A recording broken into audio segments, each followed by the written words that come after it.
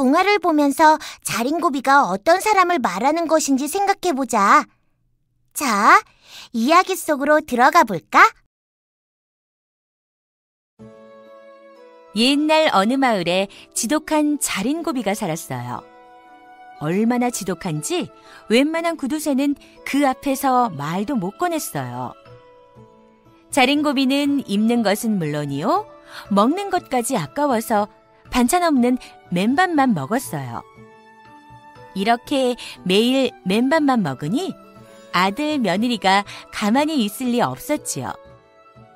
아버님, 제발 반찬 좀 만들어 먹어요. 네?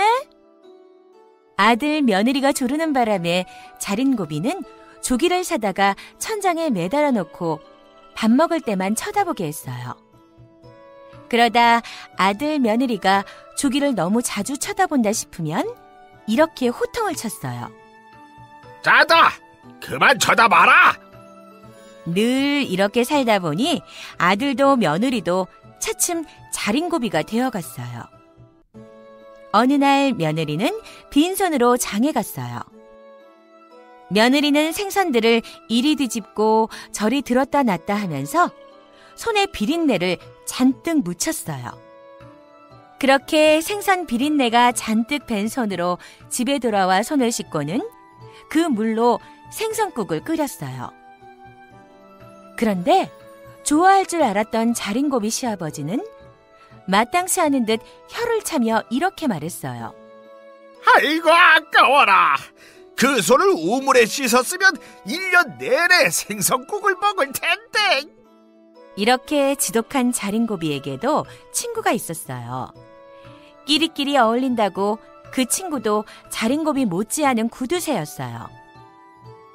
둘은 두 고개를 사이에 놓고 살았어요. 그런데 이 둘이 팽팽하게 맞선 일이 생겼어요. 때는 겨울. 찬바람이 몰아치고 강물이 꽝꽝 어는 무척 추운 날이었어요. 자린고비는 새벽녘에 잠이 깼어요. 등덜미가 오슬오슬 춥더니 꽁꽁 얼어붙는 것 같았거든요. 아무리 한겨울이라지만 너무 추운걸. 자린고비가 눈을 비비며 사방을 둘러보았어요. 문풍지에 주먹만한 구멍이 뚫려 있었어요. 아니, 어떤 놈이 이렇게 한 거야? 어쩌다 그렇게 큰 구멍이 생겼는지는 알 수 없었지만 화만 낼 때가 아니었어요. 당장 얼어 죽게 생겼으니까요.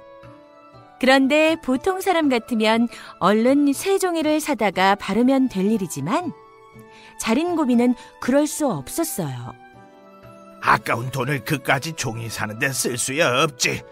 문구멍 때문에 얼어 죽기야 하겠어? 자린고비는 이까지 추위쯤 버틸 수 있다고 생각하고는 몸을 돌려누웠어요. 그러고는 이불을 머리끝까지 뒤집어 쓰고 잠을 청했어요. 하지만 매서운 겨울바람이 바늘처럼 등허리에 와서 콕콕 박혔어요. 새벽 내내 오들오들 떨던 자린고비는 첫 딸기 울기도 전에 방문을 박차고 종이를 주우러 밖으로 나갔어요. 하지만 종이가 참 귀하던 때라 사람들은 종이를 함부로 버리지 않았어요.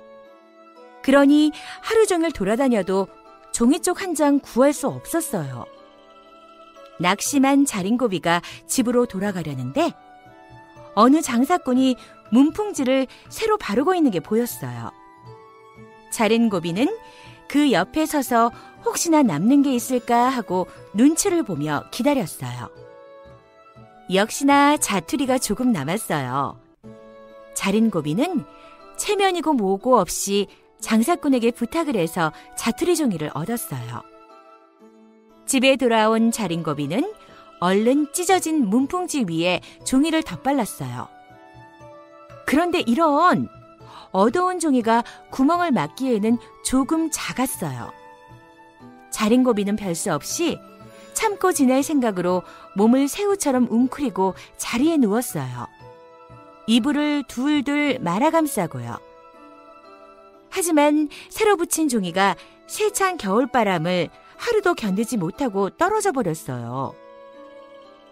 자린고비는 새벽녘에 다시 잠이 깼어요. 자린고비는 어두운 종이 쪽을 바라보면서 고민했어요. 어떻게 하면 종이를 넉넉하게 얻을 수 있을까? 날이 밝자 찢어진 문풍지 사이로 환한 햇살이 밀려들었어요. 자린고비는 그제야 무릎을 탁 치며 들고 있던 종이 쪽지에 편지를 쓰기 시작했어요. 종이가 작으니까 글씨를 깨알같이 썼지요. 이보게 친구, 내 꼭 쓸 일이 있어서 그러니 올해 정월 초하루부터 섣달 금음까지의 운세를 모두 적어서 보내주게. 자린고비는 편지를 손자 녀석을 시켜 강 건너 사는 친구에게 보냈어요. 어른에게 시키면 심부름 값을 달라고 할 테니 손자 녀석을 꼬드겨서 심부름을 시킨 거예요. 작은 종이에 편지를 써서 보내면 친구가 1년 운세를 적은 큰 종이를 보내올 거라고 자린고비는 생각했어요. 뚫린 구멍을 막고도 종이가 남겠다 싶었던 거지요. 자린고비는 편지를 보내놓고 이제나 저제나 답장이 오기를 기다렸어요. 그동안에도 뚫린 구멍으로는 찬바람이 자꾸 새어들어왔어요. 날이면 날마다 편지를 기다렸는데 아무리 기다려도 답장은 오지 않았어요.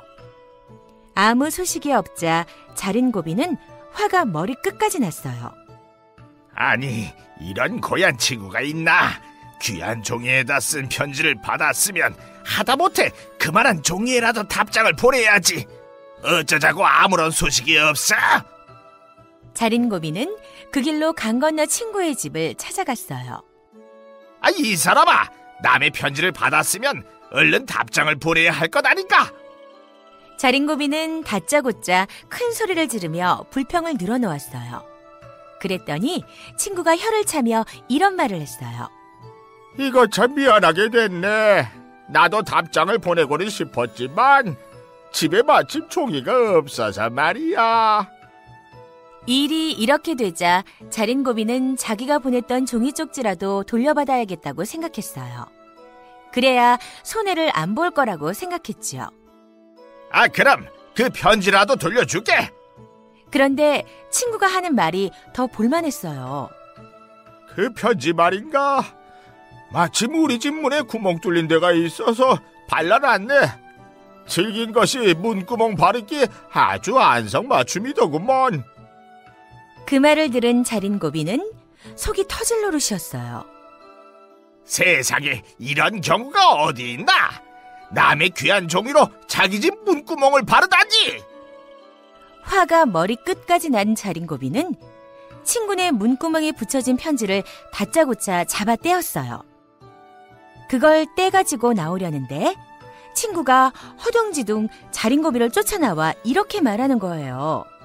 여보게, 자네 편지를 자네가 도로 떼가는 거야 말릴 일이 아니지만 그 편지에 붙은 파풀은 떼놓고 가게. 그것을 붙이느라 파풀이 자그마치 3알이나 들었다네. 이 두 사람 정말 대단하죠?